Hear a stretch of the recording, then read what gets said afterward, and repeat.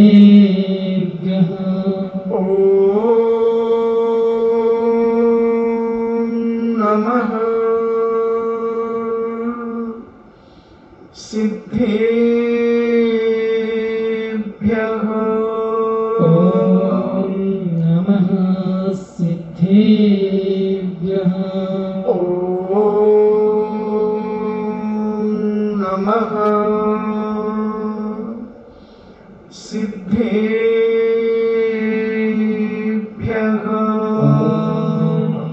नमः सिद्धेभ्यः। नमो अरिहन्ताणं। नमो अरिहन्ताणं। नमो सिद्धाणं। नमो सिद्धाणं। नमो आयर्याणं। नमो आयर्याणं। नमो उपज्झायाणं।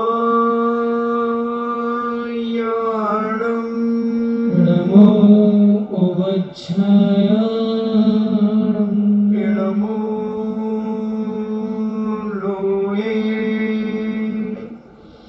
सव्यसाहूणं।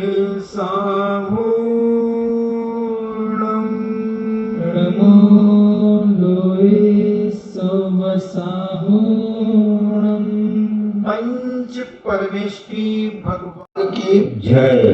अहिंसामयी वीतराग विश्व धर्म की जय। देवादिदेव 1008 श्री आदिनाथ भगवान की जय। देवादिदेव 1008 चिंतामणि घोर उपसर्ग विजेता श्री पार्श्वनाथ भगवान की जय। देवादिदेव 1008 शासन नायक बाल ब्रह्मचारी भगवान महावीर स्वामी की जय। परम पूजनीय आचार्य श्रोमणि गुरुवर श्री कुंद कुंद महामुनिराज की जय। परम पूजनीय आचार्य श्रोमणि गुरुवर श्री विद्यासागर जी महामुनिराज की जय। परम पूजनीय निर्व्यापक श्रमण मुनि श्री सुधा सागर जी महाराज की जय। परम पूजनीय 3,9 करोड़ महामुनिराजों की जय। तपोदय अतिशय क्षेत्र की जय। प्रभु दीक्षित श्री गंभीर सागर जी महाराज जी की जय। इच्छामी इच्छामी चर्चा चल रही है 16 कारण भावना के। विगत दिनों से मार्ग प्रभावना की चर्चा अपन सुन रहे हैं। आज अपन 16वीं भावना की चर्चा करेंगे। प्रवचन वात्सल्य भावना। वात्सल्य का अर्थ होता है आत्मीय भाव, अपनत्व, प्रेम, प्यार, लगाव, मगर निष्पक्ष भाव से, निस्वार्थ भाव से। पूज्य समन्वय स्वामी ने श्री रत्नकंडक श्रावकाचार्य ने कहा, कैसा वात्सल्य होना चाहिए? ये हमारा बेटा है इसलिए इससे हम प्यार करते हैं, ये हमारा भाई है इसलिए हम इससे प्यार करते हैं, वात्सल्य करते हैं, ये हमारी बहन है इसलिए हम इससे वात्सल्य भाव रखते हैं। नहीं, ये तो स्वार्थ हो गया, निस्वार्थ। जैसे गाय अपने बछड़े से प्रेम करती है, वात्सल्य करती है, और उसे मालूम है कि बछड़ा बड़ा होकर के क्या करेगा।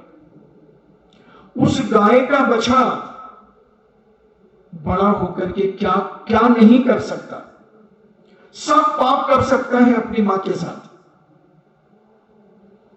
पशु है, मगर जब तक वह अबोध है, जब तक वह ना समझ है, तब तक गाय अगर बछड़ा जन्म का और जब तक छोटा रहता है, अगर वो कहीं उछल करके चला जाए, गाय रमाने लगती है, खड़ी होकर के यहां वहां देखती है,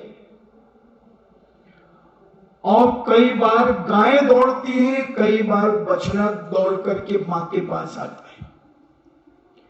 कितना प्रेम है, कितना आत्मीय भाव है, कितना लगाव है, कितना वात्सल्य है।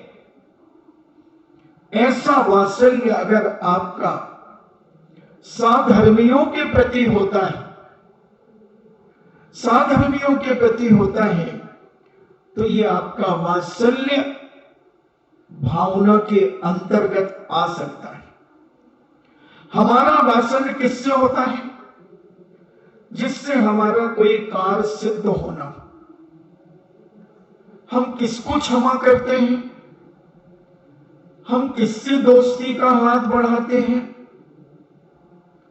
जहां हमें कोई लाभ हो रहा हो, जहां हमारी कोई मानसिकता की भावना पूरी हो रही हो। मगर जैन दर्शन इसे वात्सल्य अंग भी नहीं मानता, जो सम्यक दर्शन का एक अंग है, और 16 कारण की जो एक भावना है उसे नहीं मानता। प्राणी मात्र के प्रति, मैं तो साधर्मी की बात कर रहा था, उधर वात्सल्य अंग में साधर्मी भी हम लगा सकते हैं, मगर वात्सल्य भावना में प्राणी मात्र के प्रति वात्सल्य, इस जड़ वस्तु के प्रति भी वात्सल्य। महाराज, जड़ वस्तु से कैसा वात्सल्य? कई बार कुछ मन चले बच्चे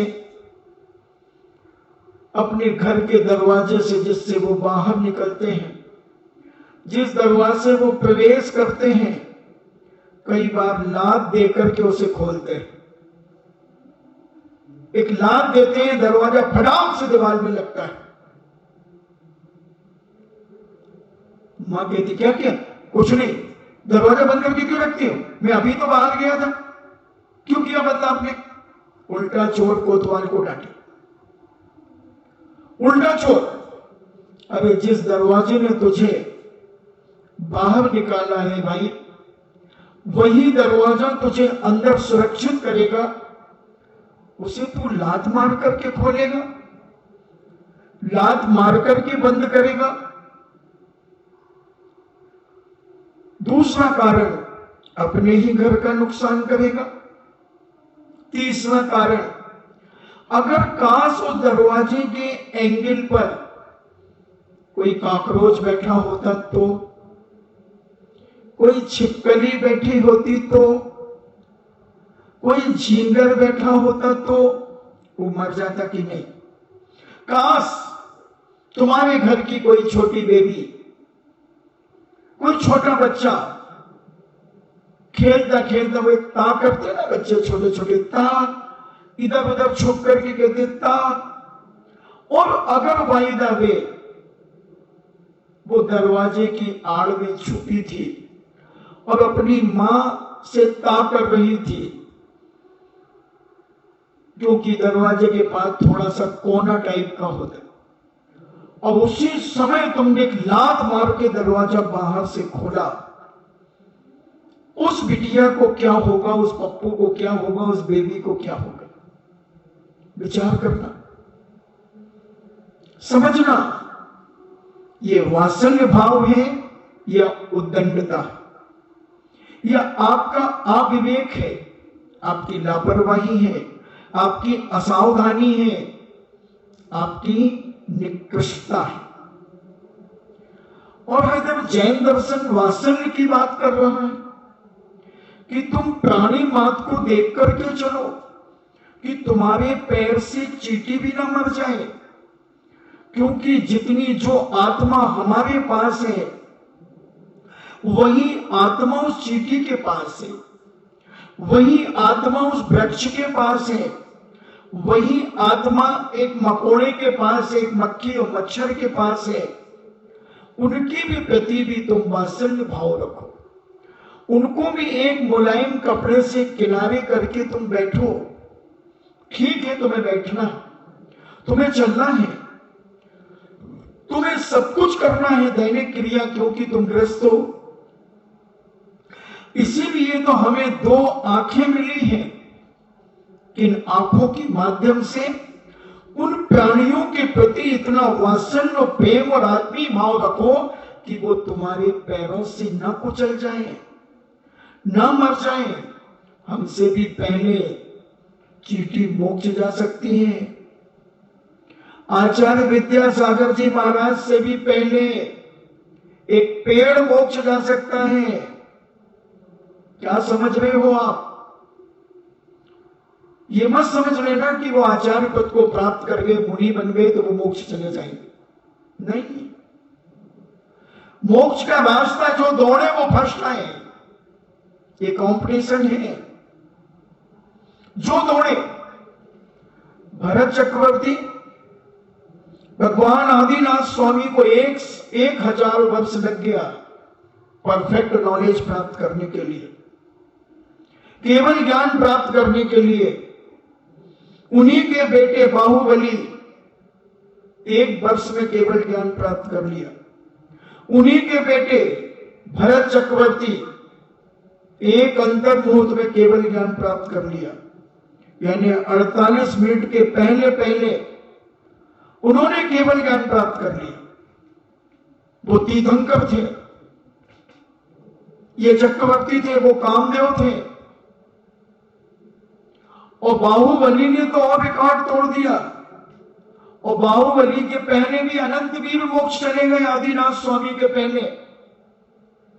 इसलिए इसे अति संयुक्ति मत मानना। इसे यह जानना कि जो जितनी एकाग्रता, जो जितना कंसंट्रेशन बना लेगा, वो उतनी जल्दी मोक्ष चला जाएगा, उतनी जल्दी मोक्ष चला जाएगा। एक उदाहरण आता है कि एक राजा मुनि बन गए, मुनि बन गए, और 2 व्यक्ति पूज्य मुनिराज ध्यान में बैठे थे। और 2 व्यक्ति वहां से निकलते हैं और कहते, देखो ये तो महाराज बन गए, इनके बेटे के ऊपर उस राजा ने आक्रमण कर दिया। महाराज के कान ध्यान में नहीं थे और वो बात उनके कान में चली गई। महाराज अभी ध्यान में बैठे हैं शरीर से, और मन में विचार चल रहा है, मैं होता तो ऐसे नाकेबंदी करता, यहां से सेना को प्रवेश करा करके उस दुष्ट को मैं बंदी बना लेता। और वो एक वृक्ष के नीचे बैठे थे, समझ लो सागौन का वृक्ष था। सागौन के वृक्ष वो कहलाते हैं। आप जब श्री संवेद शिखर जी जाते हैं और जब वहां से लौटते हैं तो रास्ते में बहुत सारे वृक्ष मिलते हैं जिनके कुछ इतने बड़े बड़े पत्ते होते हैं। और वो महाराज कुछ देर के बाद एक इमली के पेड़ के नीचे बैठ गए, और वो दोनों श्रावक भगवान महावीर स्वामी के समूह शरण में जा रहे थे। और भगवान महावीर स्वामी के समूह शरण में उन्होंने बड़ी भक्ति के साथ निवेदन किया, भगवान हम दोनों के कितने भाव बाकी हैं मोक्ष जाने के। भगवान की दिव्य ध्वनि में खिला कि तुम्हारे 7 भाव बाकी हैं। महाराज भगवान एक दूसरा प्रश्न है कि रास्ते में अभी हमें एक पूज्य मुनिवर मिले थे, वो ध्यान में बैठे थे, उनके भाव कितने बाकी हैं। भगवान की दिव्य ध्वनि में खिला, या पूज्य गणधर की दिव्य वाणी में खिला कि वो जिस पेड़ के नीचे बैठे हैं उस पेड़ में जितने पत्ते हैं उनके भाव उतने बाकी हैं। दोनों श्रावक बड़े उछलते कूदते आ रहे थे कि अपन तो चलो पक्का है कि 7 भाव के बाद मोक्ष चले जाएंगे। और वो मुनिराज जिनके उसमें कम से कम 150 पत्ते तो होंगे सागौन के पेड़ में, ये मुनि बन गए तो क्या हुआ, हम तो इनसे पहले मोक्ष चले जाएंगे। मगर जब उन्होंने देखा कि उस पेड़ के नीचे तो महाराज नहीं बैठे थे, थोड़े से आगे बढ़े, एक इमली का पेड़ था, बड़ा विशाल इमली का पेड़, और उसके नीचे पूज्य मुनिराज ध्यान में बैठे थे। वो कहते, अरे महाराज पागल हो गए क्या, उसी पेड़ के नीचे बैठे रहते तो कम से कम 150 भाव रहते, अब इस इमली के पेड़ के नीचे बैठे हो, कितने भाव, एक इमली की इतनी सी पत्ती में दोनों तरफ पत्तियां होती हैं, छोटी छोटी छोटी छोटी, तो कितनी करोड़ों की तादाद में, करोड़ों की तादाद में। बोले महाराज तुमने बहुत बड़ी गलती कर ली, धोखा खा गए। इतने में महाराज का ध्यान खुल गया। महाराज ने कहा, क्या कहा भैया? महाराज तुम उस पेड़ के नीचे बैठे थे, बहुत अच्छी बात थी, मगर तुम तो यहां बैठ गए, बहुत खराब बात हो गई। क्या हुआ? हम भगवान से पूछ करके आए हैं, साक्षात भगवान महावीर स्वामी के समूह शरण में गए थे। हाँ, क्या पूछा आपने? मैंने पूछा अपने भव, मेरे 7 भव बाकी हैं महाराज। अच्छा, बहुत अच्छा भैया, बहुत अच्छा। महाराज हमने आपके बारे में भी पूछा था। अच्छा, मेरे बारे में क्या पूछा? आपके भी भव पूछे थे। तो भगवान ने कहा कि वो जिस समय वो जिस पेड़ के नीचे बैठे होंगे, उस समय उनके उतने भाव हैं। महाराज तो नाचने लगे, आनंद से भर गए, और उन श्रावकों को वात्सल्य से भर करके आशीर्वाद दिया कि धन्य है भव्य पुंडरीक, तुमने कम से कम मुझे इतना तो बतला दिया कि मैं भव्य हूं और मोक्ष जाऊंगा, मोक्ष जाऊंगा, इतना तो पक्का हो गया। वो आनंद से भर गए, आनंद से भर गए। कोई बात नहीं, इस पेड़ में जितने पत्ते हैं इतने बार जन्म मरण करूंगा, क्या फर्क पड़ता है, मगर प्रमाणित तो हो गया, प्रमाणित तो हो गया। जैसे बहुत सीजन चल रहा हो, ट्रेनों में भीड़ है और रिजर्वेशन नहीं हो रहा है, तुमने इधर उधर दलालों से सेटिंग करके, रेलवे स्टेशन मास्टर से सेटिंग करके और रिजर्वेशन करा लिया, समय से घर में कैसी खुशी की लहर दौड़ती, हो गया, अपने सबका हो गया, एक ही कोच में, बड़े मजा आ गया, आनंद से भर जाते। ऐसे पूछ पर आनंद से भर गए कि मैं मोक्ष जाऊंगा, मैं मोक्ष जाऊंगा, क्या फर्क पड़ता है। और वो श्रावक सारी दुनिया में डंडोरा पीट रहे हैं, हम 7 भाव में मोक्ष चले जाएंगे। और एक महाराज जो फलाने राजा थे पहले, वो राजा के इतने भाव हैं वो महाराज के कि जितने इस पेड़ में पत्ते हैं उतने भाव हैं, सबको एकड़ी दिखा रहे हैं। और महाराज जब ध्यान से अलग होकर के उपदेश देते, तब बड़े प्रेम वात्सल्य भाव से कहते, भैया मैं तो मोक्ष जाऊंगा, भगवान महावीर स्वामी की वाणी से मेरा नाम खिला है, नाम निकला है कि फलाना मुनिराज जिस पेड़ के नीचे बैठा है उतने भाव उसके बाकी में मोक्ष जाऊंगा, आनंद आएगा, मोक्ष का आनंद अलग से लूंगा, बड़ा अलौकिक आनंद होगा। और वो मोक्ष की गरिमा और महिमा अपने प्रवचनों में सुनाना शुरू कर देते। और वो मुनिराज को आयु बंद हुआ और वो निगोद में चले गए। निगोद की गोद का उन्होंने बंद कर लिया, जहां एक श्वास में 18 बार जन्म और 18 बार मरण होता है। एक श्वास में 18 बार जन्म और मरण होता है, यानी एक अंतर्बोध में 3773 श्वासोश्वास होती है एक 48 मिनट के अंदर। अब 3773 में तुम 18 का गुणा कर दो, 48 मिनट में कितने बार जन्म मरण हो जाएगा। कितने पत्ते होंगे उसमें? कितने पत्ते होंगे? 15 दिन में ही खत्म। और ज्यादा मान लो, 1 महीना मान लो, और क्या करोगे? और ज्यादा मानो 1 साल मान लो।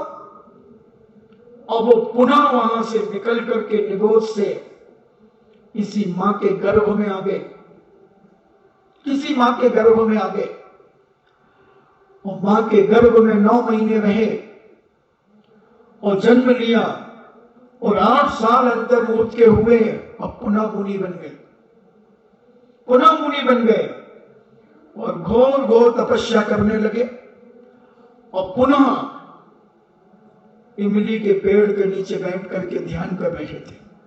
वही 2 श्रावक फिर निकले, वो 7 भाव वाले, वो निकले और कहते, अरे महाराज इस पेड़ के नीचे मत बैठो। एक महाराज बैठे थे, उनके इतने ही भाव बाकी थे, मगर वो तो ध्यान में लीन थे। अप्पा अप्पा में रहो, अपनी आत्मा में, आत्मा के द्वारा आत्मा में लीन थे। उन्हें पता ही नहीं कि बाहर कौन बोल रहा है, कौन जा रहा है, कौन आ रहा है, कोई पता नहीं। वो ध्यान में बैठे थे और ये पहुंचे पुनः भगवान। अभी रास्ते में हमें एक छोटे से मुनिराज मिले थे, वो भी इमली के पेड़ के नीचे बैठे थे। भगवान उनके कितने भाव बाकी हैं? भगवान की दिव्य ध्वनि से खिला, हे भगवत पुंडरीक, तुम यहां से समोसरण से वापस जाओगे और तुम उनके नजदीक पहुंचोगे। अब उन्हें केवल ज्ञान प्राप्त हो जाएगा, उन्हें केवल ज्ञान प्राप्त हो जाएगा। और भगवान क्या कहते हैं? वो वही महाराज हैं जो 9 साल पहले उसी पेड़ के नीचे बैठे थे। महाराज आपने तो कहा था कि उनके इमली के पेड़ के बराबर जितने पत्ते हैं उतना भाव बाकी है। महाराज कहते, हाँ उतने भाव पूरे कर लिए। भगवान कहते, उतने भाव पूरे कर लिए। निगोद में जाकर के जन्म मरण कर लिया और निकल करके मनुष्य बन करके पुनः मुनि बन करके केवल ज्ञान प्राप्त कर लिया। और जब ये पहुंचते हैं तो वो 5000 धनुष ऊपर विराजमान है। नमोस्तु महाराज, नमोस्तु महाराज। क्या है दुनिया? कौन जाएगा जल्दी, कौन आज जाएगा, कौन कल जाएगा? 6 महीने 8 समय में 608 जीव मोक्ष को प्राप्त हो जाते हैं।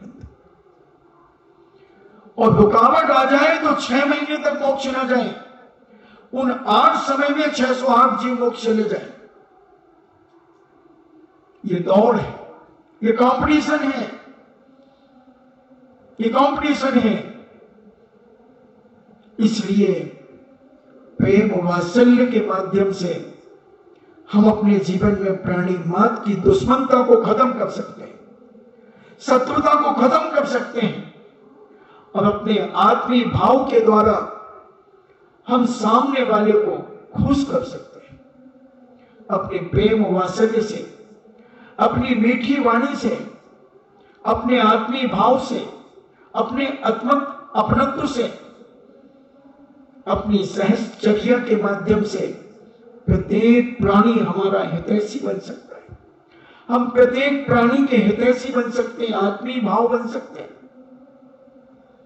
अगर हमारा अहंकार खत्म हो जाए, अगर हमारा मायाचार खत्म हो जाए तो, अगर हमारा क्रोध खत्म हो जाए तो, अगर हमारी तृष्णा, लोभ, लालच खत्म हो जाए तो, हमारा ईगो खत्म हो जाए तो, ईगो के कारण हम वात्सल्य नहीं कर पाते, हम प्रेम नहीं रख पाते। पता नहीं हम अपने आप को क्या समझते हैं। कभी कभी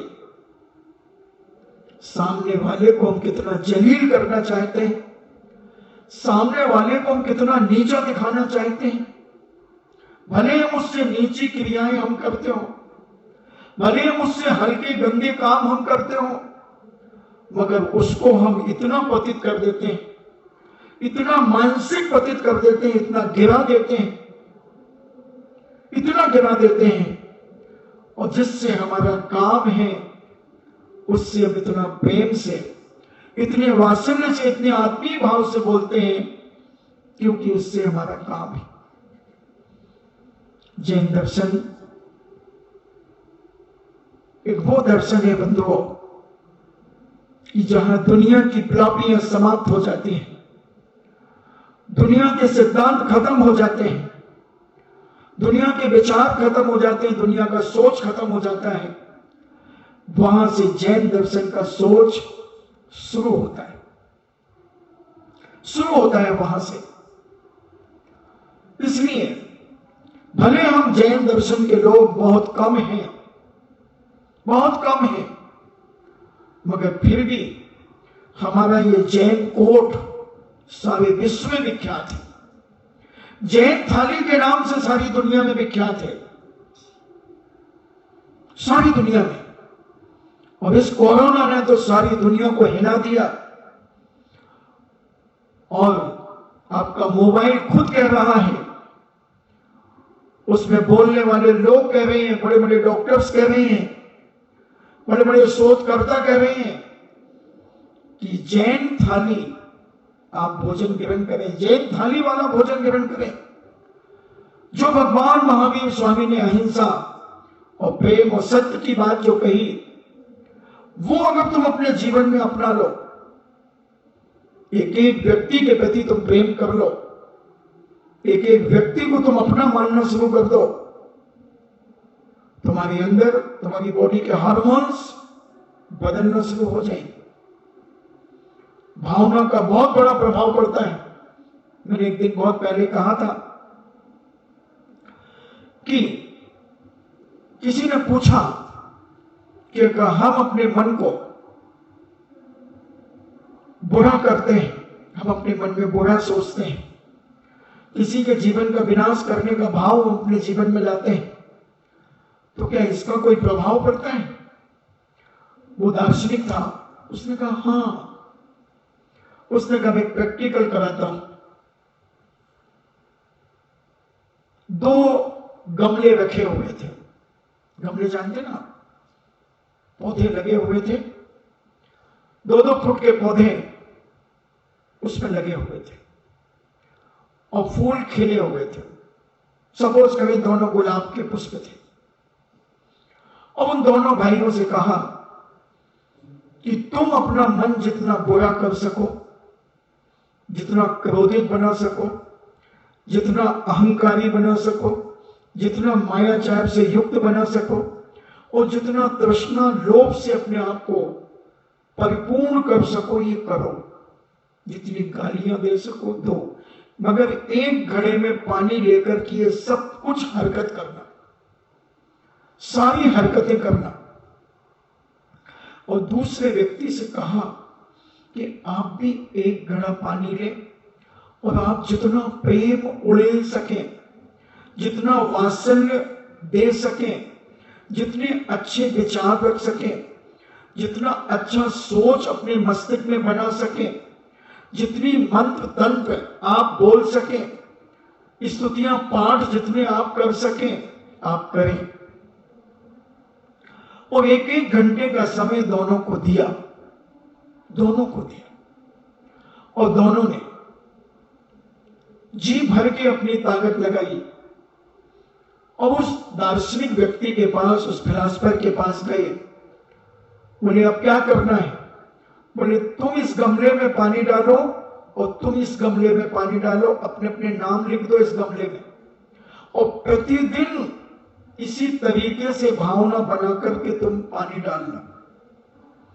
पानी बकायदा मिल रहा है, मगर वो वृक्ष एक सूख रहा है, उसके फूल खिल रहे हैं मगर मुरझाए हुए हैं, और इसके फूल पहले से ज्यादा और खिले हुए हैं, और खिले हुए हैं, सुगंधित हैं, आकर्षित हो रहे हैं, चमक है। और इधर मुरझाए हैं, सूख रही हैं, टहनियां सूख रही हैं, पत्तियां सूख रही हैं। उसने कहा देखो, प्रैक्टिकल निगेटिव ऊर्जा मिल रही है उसे, अब उस निगेटिव ऊर्जा के कारण वो पेड़ दूषित हो रहा है, और इसे पॉजिटिव ऊर्जा मिल रही है, ये पेड़ फलीभूत हो रहा है, फलीभूत हो रहा है। अपनी मानसिकता को हम कितना पवित्र बना सकते हैं, अपनी सोच को हम कितना पवित्र बना सकते हैं, अपनी एक एक क्रिया को हम कितना विशाल और महान बना सकते हैं। उसी प्रकार जैनाचार्यों ने कहा कि अगर तुम तीर्थंकर प्रकृति का वंद करना चाहते हो तो प्राणी मात्र के कल्याण की भावना अपने अंदर सोचो, प्राणी मात्र के प्रति वात्सल्य भाव रखो, प्राणी मात्र के प्रति करुणा भाव रखो, प्राणी मात्र के प्रति दया भाव रखो, प्राणी मात्र के प्रति। ये नहीं कि ये मेरा बेटा है, जैसे बिल्ली बदमाश करती है, अपने बेटे को उसी मुंह से फंसाती है, पकड़ती है, और एक मकान से 7 मकान तक ले जाती है, और उसी मुंह से चूहा पकड़ती है, उन्हीं दांतों से चूहा को पकड़ती है, उन्हीं दांतों से बिल्ली अपने बच्चों को पकड़ती है, एक का राम नाम सत्य कर देती है और एक के जीवन को आनंद से भर देती है। वही बिल्ली है। ये तो बिल्ली का हमने एक उदाहरण दिया, प्रत्येक व्यक्ति की यही दशा है, जिससे हमारा काम सटना है। गरज पड़े कछु और है, गरज सटे कछु और, तुलसी भावर के पड़े नदी सिरावे मोर।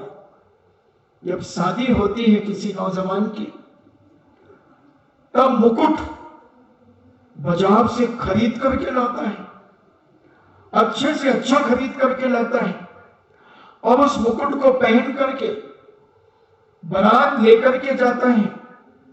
शादी होने के बाद कहां जाता है वो मुकुट? नदी में फेंक दिया जाता है। 1-2 साल लगता है और नदी में फेंक देता है। गरज सके कछु और है, गरज पड़े कछु और। कितना बेईमान है आदमी आज का, कितना छली कपटी है आदमी आज का। पूज्य मुनि श्री कहते हैं ना कि तुम जिन किताबों से बचपन में पढ़ते हो, वो किताबें कहां हैं तुम्हारी? पहली, दूसरी, तीसरी, चौथी, 5वीं की किताबें कहां हैं विद्यार्थी की? कहां है? और कहां गई? वो तो रद्दी में बिक गई। चने मूंगफली बिक गए, चुरी बेज बिक गई, उसमें सब बिक गया, लब्दो बिक गई। वो बेरों को उबाल करके बिकता था, सूखे बेरों को पानी में उबाल करके और फिर उसमें नमक डाल करके लब्दो बन जाती, लब्दो बिक गई उसमें।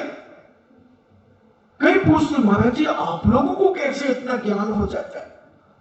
तो बेटा, जिन ग्रंथों से हम पढ़ते हैं उनको अपनी छाती से लगा करके रखते हैं, उनको मस्तक पर सजा करके रखते हैं, उनको अलमारी में रखते हैं, उनको नमोस्तु करते हैं। उस जिनवाणी का हम विनय करते हैं, उसके प्रति वात्सल्य भाव रखते हैं, प्रेम रखते हैं, आत्मीय भाव रखते हैं, आत्मीय भाव रखते हैं, तब जिनवाणी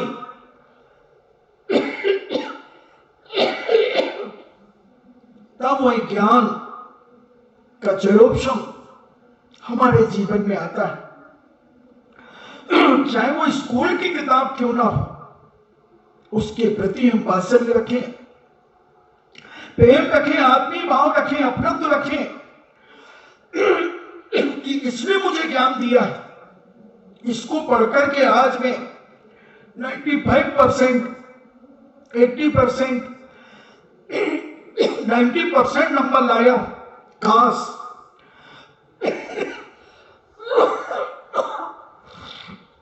ये पुस्तक नहीं होती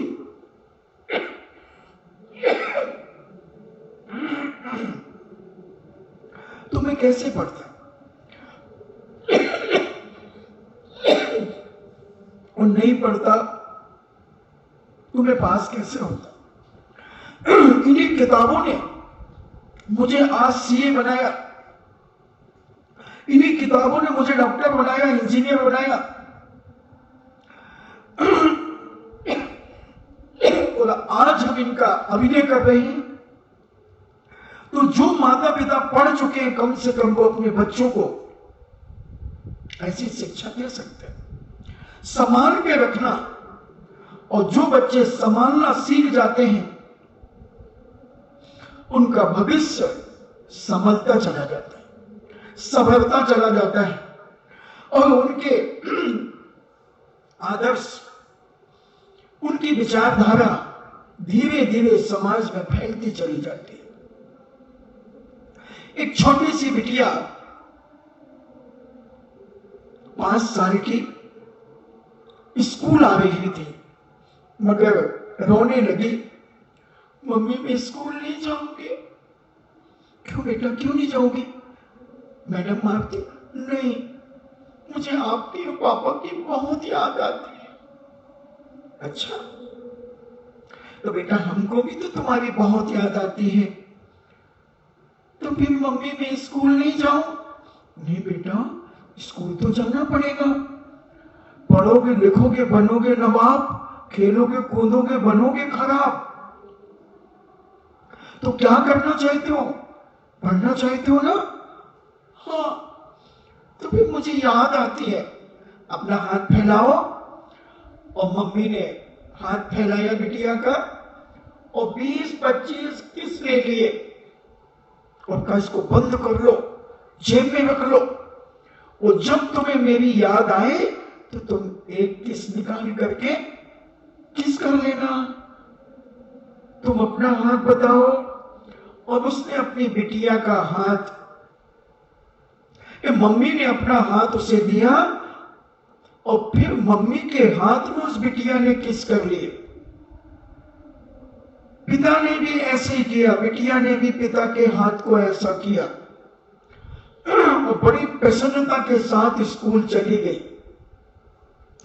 थोड़ी थोड़ी देर में जब उसे मम्मी की याद आए, वो धीरे से अपने जेब में हाथ डाले और हाथ खोले और बंद कर ले। 2-3 दिन के बाद मैम कहती, बेटा तुम क्या जेब से निकाल करके खाते हो? मैडम मैं कुछ भी नहीं खाती हूँ।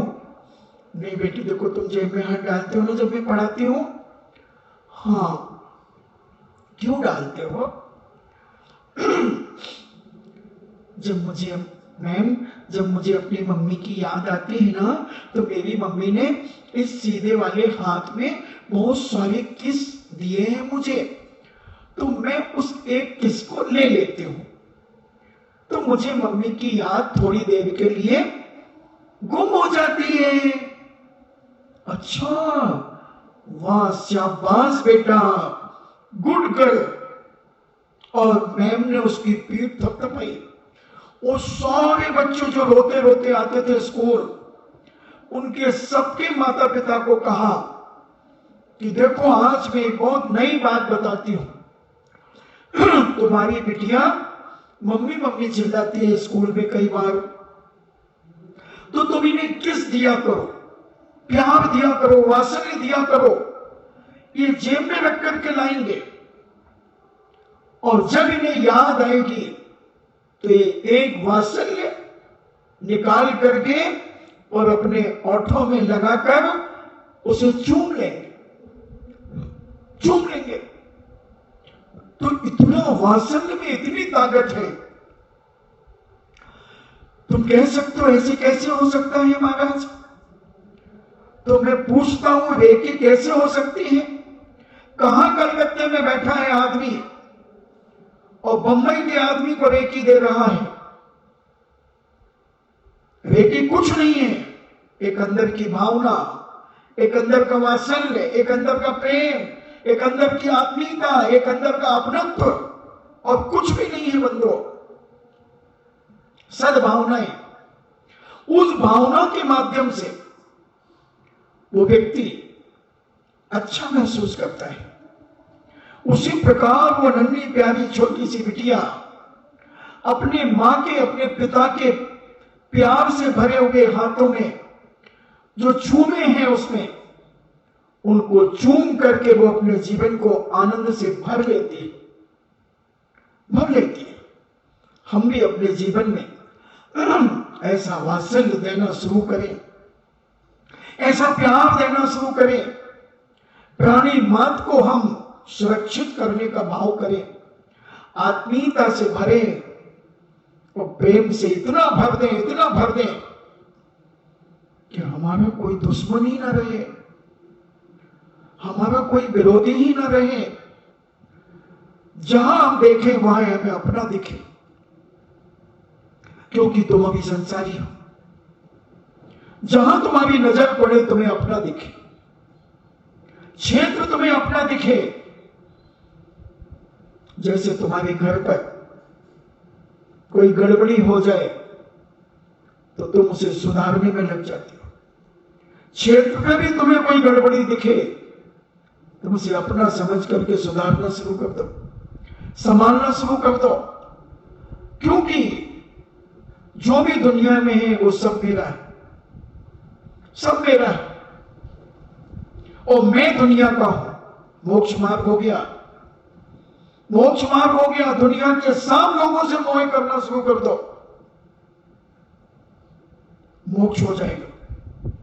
मोक्ष हो गया, वात्सल्य भाव हो गया। वसुधैव कुटुंबकम, इसी का नाम तो वसुधैव कुटुंबकम है। प्राणी मात्र के प्रति अपना भाव, अपनत्व भाव, प्रेम, आत्मीय भाव, लगाव, ये अगर हम चालू कर दें, जितना प्यार हम अपने नाती पोतों को करते हैं, काश उतना हम पड़ोसी के नाती पोते को करना शुरू कर दें। इसी का नाम वात्सल्य है, इसी का नाम वात्सल्य भावना है। और ऐसी भावना करने वाला व्यक्ति तीर्थंकर प्रकृति का वंद कर सकता है। समझे कितना विशाल है ये वात्सल्य भाव। मगर इतना ध्यान जरूर रखना कि कहीं से भी दूर दूर तक हमारा कोई मतलब ना हो, कोई उद्देश्य ना हो, कोई अपना कार्य सिद्ध करना ना हो। नहीं, सहज, कोई स्वार्थ नहीं कि आज अपन इसके साथ अच्छा व्यवहार करेंगे तो ये बड़े होकर के अपने साथ अच्छा व्यवहार करेगा। जब अपन बूढ़े हो जाएंगे तो बच्चों के साथ अच्छा प्रेम वात्सल्य रखो, इनको चिड़चिड़ापन मत लाओ इनके अंदर, इनको डराओ धमकाओ नहीं तो जब अपन असाध हो जाएंगे, जब अपन अपाहिज हो जाएंगे तो ये बच्चे अपन को परेशान करेंगे। वो दृष्टि अगर तुम्हारी है तो ये स्वार्थ है, इसमें स्वार्थ की बू आ रही है, बदबू आ रही है, घृणास्पद दशा बन रही है, मोह का कारण बन रही है, संसार बढ़ाने में कारण। और तुम कहो कि नहीं, जो मेरे सामने आ जाएगा उससे वात्सल्य से भर दूंगा, अपनत्व से भर दूंगा। मर्यादा पुरुषोत्तम राम के पास रावण का भाई विभीषण आया। सारे वानर वंशी, सारे विद्याधर घबरा गए, होगा कोई षड्यंत्र, और वहीं रोक दिया। लक्ष्मण ने फौरन तीर कमान के ऊपर नजर डाली। भामंडल ने अपने शस्त्र को देखा, हनुमान ने अपनी गदा को देखा, नल नील ने अपने अपने आयुध को देखा। रुक जाओ, आगे नहीं बढ़ोगे। उन्होंने कहा कि मैं प्रभु के दर्शन करना चाहता हूं। रुक जाइए। और रामचंद्र जी के पास जब व्यक्ति गया कि रावण का भाई विभीषण आया है, क्या करना है, वो आपकी शरण चाहता है, शरणागत बनकर के आया है। रामचंद्र जी कहते हैं, भारतीय संस्कृति में, भारतीय नीति में शरणागत को कभी ठुकराया नहीं जाता। अगर शरणागत दुश्मन भी क्यों ना हो हमारा, शरणागत दुश्मन भी क्यों ना हो हमारा, तो भी हम उसे वात्सल्य से भरेंगे, हम उसे गले लगा करके उसके जीवन को सुख शांति से भरेंगे। आने दो, उसे आने दो। और विभीषण आ गया और राम के चरणों में नमस्कार करके बैठ गया और वार्तालाप करने लगा रावण की दुर्नीतियों का, उसके अनीति और अत्याचारों का। मगर और भी जो लोग थे रामचंद्र जी की सेना में, 2000 अक्षौणी सेना थी और रावण की सेना में 4000 अक्षौणी सेना थी। इतना बलशाली था रावण, अनेक विद्याओं को धारण करने वाला था रावण। मगर जिसके अंदर न्याय और नीति प्रवेश कर जाती है, जिसके अंदर सत्य के प्रति वात्सल्य भाव उमड़ जाता है, वो अपने सगे भाई को भी छोड़कर अपने भाई के दुश्मन के पास आकर के समर्पण कर देता है, समर्पण कर देता है। वात्सल्य अंग में बहुत बड़ी ताकत है। जब रावण मारा गया और रावण को जब दाह संस्कार किया गया, उसके पहले मेघनाथ, कुंभकर्ण आदि इनको नाग पास में बांध दिया गया था। जब रावण मर करके दाह संस्कार करने के बाद राम ने कहा कि रावण के सारे योद्धाओं को छोड़ दिया जाए। इतने वात्सल्य से भरे थे राम, इसलिए सारी दुनिया में सारे भारतीय दर्शनों ने राम को पूजा, अपने अपने तरीके से पूजा। किसी ने वनवासी राम के रूप में पूजा, किसी ने राजकुमार के रूप में पूजा, किसी ने वीतराग राम के नाम से पूजा।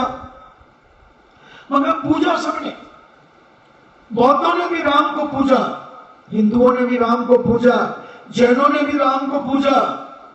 सारे दर्शनकारों ने, जितने भी भारतीय दर्शन है, सभी दर्शनकारों ने मर्यादा पुरुषोत्तम राम को पूजा, जी भर के पूजा, जी भर के पूजा।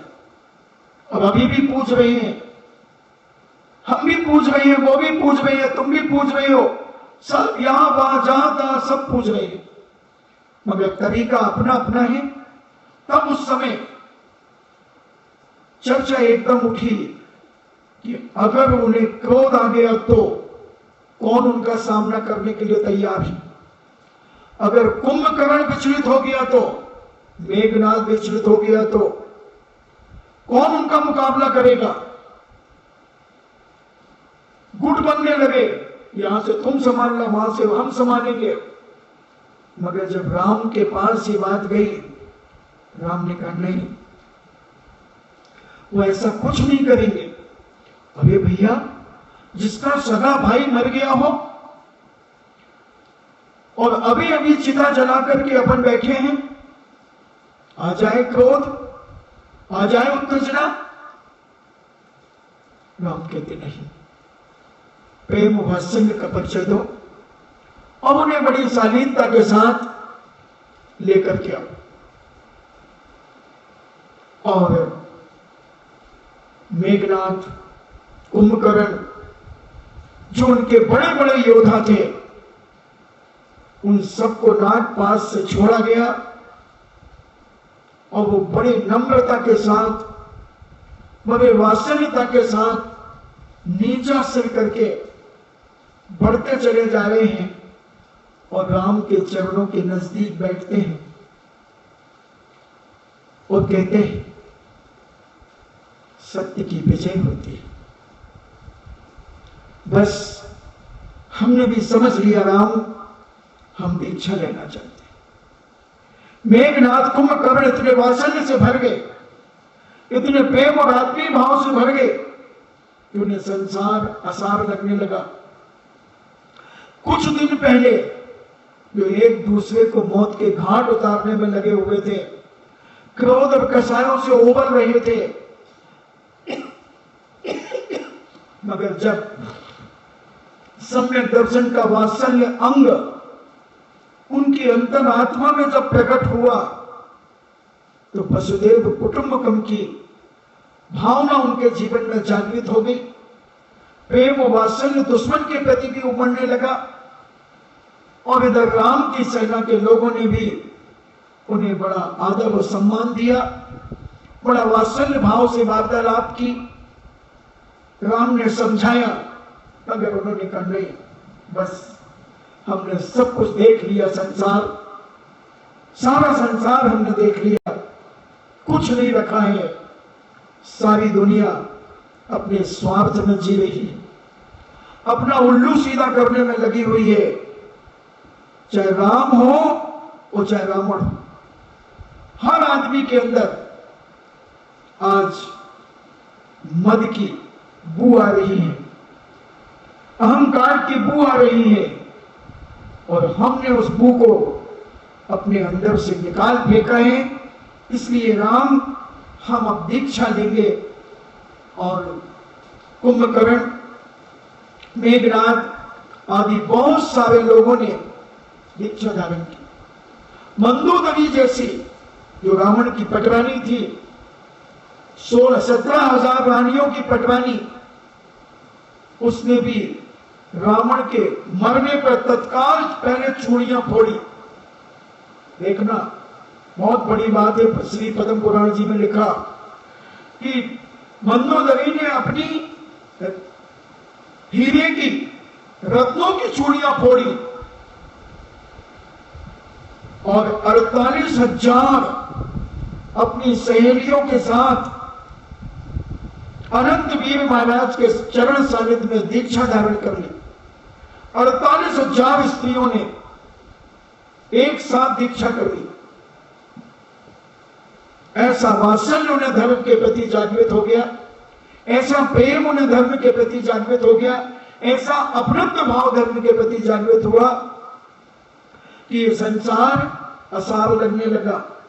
समझ में आ गया, अमर नहीं कोई धरती पर, मरते कौन बचावे, मंत्र तंत्र कछु काम न आवे, मरण घड़ी जब आवे, निर्बल हो या वीर बली हो, काल बली ले जावे, जाने वाला जाता जावे, रोने वाला रोवे, सुंदर काया भी मरघट में राख राख हो जावे, घर वाली द्वारे तक जावे, बेटा अगन लगावे, बेटा अगन लगावे।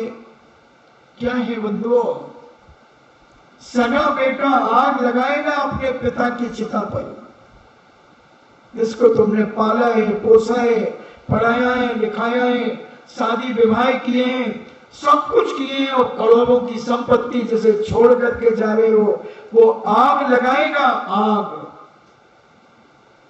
समझना है। तुम बेटा बेटा कर रहे हो, अब वो कहते तुम मरो तो मैं आग लगाऊंगा, और आग लगाने नहीं मिले तो छाती कूट करके रोता है, चीखता है, चिल्लाता है, लोगों से कहता है मैं पापी अपने बाप को आग नहीं लगा पाए। ऐसे केस मेरे सामने आए। मैं आपसे पूछना चाहता हूं, आग लगाना अच्छी बात है या बुरी बात है? बताओ। आग लगाना बुरी बात है, अच्छी बात है। और अगर तुम कहो कि अच्छी बात है, मैं अभी लगवाता हूं, अभी लगवाता हूं। जिन जिन कमरों में तुम रह रहे हो उन्हीं कमरों में लगवाता हूं। अच्छी काम तो करने चाहिए, अच्छे काम तो करना ही चाहिए। तो जब एक बच्चा विदेश में रहता था, अब का समय हो रहा है, और जब उसके पिताजी भारत में एक्सपायर हुए, तो उस बच्चे को फोन गया, उसने प्लेन का टिकट बुक कराया, मगर अचानक मौसम खराब हो गया, आंधी तूफान और बारिश होने लगी भयंकर, प्लेन कैंसिल हो गया। उसका इंतजार 24 घंटे तक किया गया और पिता की चिता जला दी गई। बच्चा 3 दिन के बाद आया, पागल सा हुआ, सामान पटका, पिताजी पिताजी पिताजी चिल्लाता हुआ घर के अंदर घुसा। जिस कमरे में पिता सोते थे उस कमरे में गया, उस पलंग के चद्दर को नोच डाला, मां के हाथ झंकोड़ दिए, पिताजी कहां हैं? बहन से कहता पिताजी कहां हैं? सारे घर के लोग रोने लगे, उसकी दृश्यता को देखकर रोने लगे, चीखने लगे। थोड़ी घंटे 2 घंटे के बाद थोड़ी शांति हुई। बोले बेटा तुम लेट आए और लाश बदबू मारने लगी थी, गंध आने लगी थी, इसलिए उसका दाह संस्कार कर दिया। फिर चिल्लाया वो, जोर से रोया।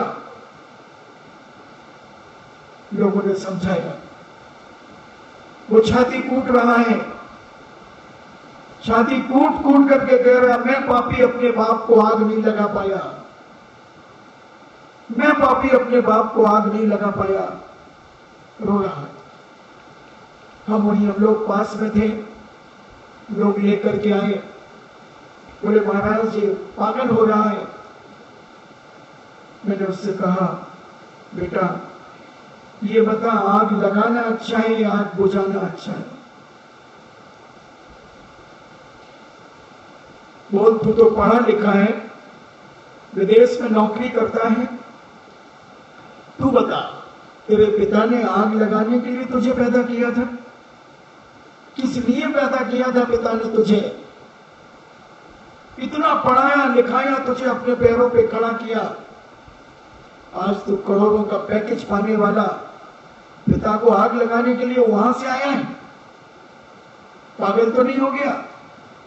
अगर आग लगाना अच्छा है तो ले, मैं अभी तेरे घर को आग लगाता हूं, ठीक है? बोले ये कैसी बात है महाराज, हमने फिर क्यों रो रहा है?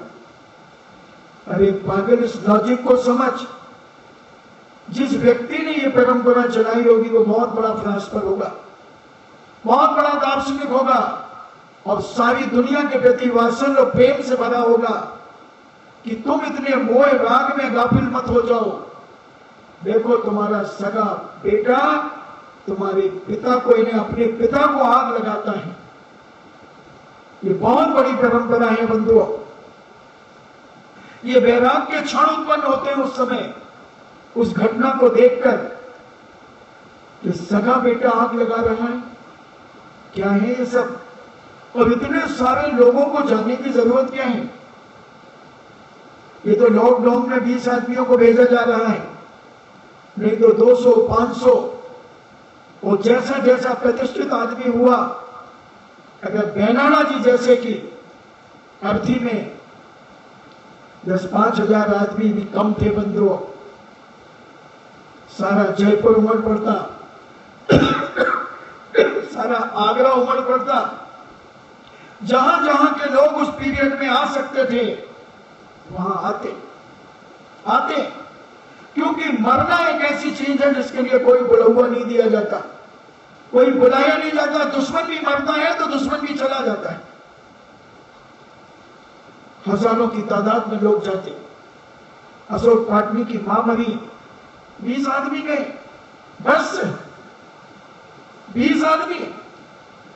काश अगर ये लॉकडाउन नहीं होता तो शायद किशनगढ़ की गली में पैर रखने की जगह नहीं होती।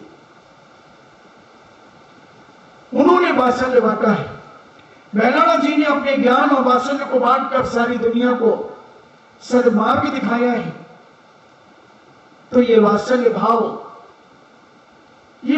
भाव जब उससे मैंने कहा कि तुम पढ़े लिखे हो भैया, ये सब क्यों किया जाता है, ये नाटक, ये संसार में जो फंसे हुए लोग हैं उनको दिखाने के लिए किया जाता है कि तुम अपने घर के मोह में इतने गाफिल मत हो जाओ, इतनी मूर्छा में मत आ जाओ कि तुम त्यागी व्यक्ति बनकर के भी न मर सको।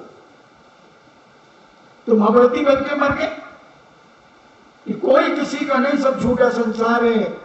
जीवन एक कांच का बर्तन है, जीवन एक पानी का बुलबुला है, कब टूट जाए और कब फूट जाए कुछ नहीं कहा जा सकता। ये उसकी निशानी है कि तुम सारे लोग देखो जो अभी जिंदा हो कि इसका सगा बेटा आग लगा रहा है, इसी प्रकार तुम्हारा बेटा भी आग लगाएगा। इसलिए मूर्छा को कम करो, मोह को कम करो और आत्मी भाव को प्रेम और वात्सल्य से प्राणी मात के प्रति भरो। केवल अपने बेटे को बेटा मत समझो, पड़ोसी के बेटे को भी बेटा समझो। एक गाय भैंस कुत्ते बिल्ली के बेटे बेटियों को भी बेटा समझो, उनके प्रति भी वात्सल्य और प्रेम भरो। ऐसी भावना जब उसे मैंने बताई तब उसे समझ में आया कि कहा, बोले ठीक है महाराज, ये मुझे राज समझ में आया कि घर के लोग जो इतने लालायित होते हैं, मोह में इतने पागल हो जाते हैं, उसका निराकरण है कि अपने बाप को बेटे से आग लगवाने का तरीका। 4 आदमी बहुत है ना एक अर्थी को उठाने के लिए, 4 आदमी बहुत है। अगर थोड़ा सा हट्टा कट्टा हुआ, पहलवान हुआ तो 8 ले लो। दारा सिंह मरे, किंगकाम दारा सिंह मरे, कोई बॉडी बिल्डर मरे, कोई सुमो पहलवान मरे, 8 ले लो, 12 ले लो भैया। 200 किलो का वजन होगा, 12 ले लो। मगर 1200 क्यों जाते हैं? 1200 क्यों जाते हैं? ये इसीलिए जाते हैं मोह कम करने के लिए। पहले आदमी जब किसी को जला के आता था 2-2, 3-3 दिन रोटी ढंग से नहीं खाता था, और अब तो मरघट में ही चाय चलने दे मुन्ना भाई। नाश्ता, जयपुर में कल्लू मुसलमान की होटल है मरघट में, इधर मुर्गा चलता है, वहां नाश्ता चलता है, 13वां का मीनू तैयार हो जाता है। अब यार क्या बनाएगा आप, तू 12वें में 13वें में, यार देख उसको मत बनाना है, आपको हलवाई को, आप उसकी टेस्ट नहीं उसके अच्छा बनाना है। आप देख तेरा बाप तो मर गया, आप क्या है बहुत छोड़ के गया, अच्छा बनवाना है। मैं बताऊंगा हलवाई, उधर चिता चल रही है, या हलवाई बताया जा रहा है। आदमी कितना खबोड़ा हो गया है, मरघट में भी खा रहा है, पनघट में भी खा रहा है, सब जगह खा रहा है, जहां देखो वहां खा रहा है, यहां वहां जहां तहां मत पूछो कहां कहां खा रहा है। इधर खाना वहां पाखाना, पाखाना में भी खा रहा है। कोई गुटखा का आदि प्रैक्टिकल देख लो और खुद विचार कर लो कि पहले की क्या दशा थी और अब क्या दशा है। आपकी मर्जी, प्रभावना करना है या अप्रभावना करना है, ये आपको सोचना है। कि भगवान इन्हीं मंगल भावना के साथ जिनवाणी स्तुति। जिनवाणी के ज्ञान से सूझे लोकालोक, सो वाणी मस्तक धरो, सदा देते हूँ धो। हे जिनवाणी भारती, तो ये जपो दिन रे, जो तेरो सरना गहे, सो पावे सुख चैन। देव भजो अरिहंत को, गुरु सेवा निर्ग्रंथ। दया धर्म पालो सदा, यही मोक्ष का पंथ। 9 बार नमो का।